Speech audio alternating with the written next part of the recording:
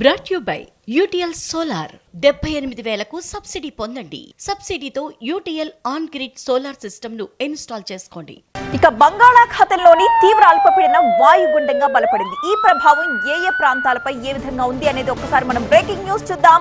చెన్నైకి 370 కిలోమీటర్లు తూర్పు ఈశాన్యంగా, విశాఖపట్నానికి 450 కిలోమీటర్లు దక్షిణంగా, ఒడిశా గోపాల్పూర్ కు 640 కిలోమీటర్ల దూరంలో ఈ వాయుగుండం కేంద్రీకృతమై ఉంది. కోస్తాలో ముసురు వాతావరణం కొనసాగుతోంది. చలిగాలులు వీస్తున్నాయి. ఇప్పటికే కాకినాడ, అల్లూరి, విశాఖ, అనకాపల్లి, మన్యం, విజయనగరం, శ్రీకాకుళం జిల్లాల్లో వర్షాలు పడుతున్నాయి.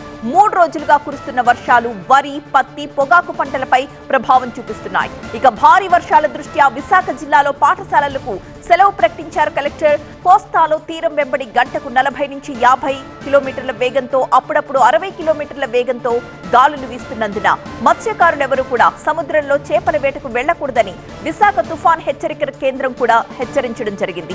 ఇక కోస్తాలోని అన్ని ఓడరేవుల్లో 3వ ప్రమాద హెచ్చరికను జారీ చేశారు.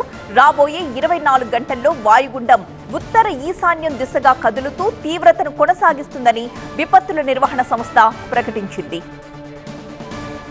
Brought you by UTL solar 78,000కు సబ్సిడీ పొందండి. సబ్సిడీతో UTL on grid solar system ను ఇన్స్టాల్ చేసుకోండి.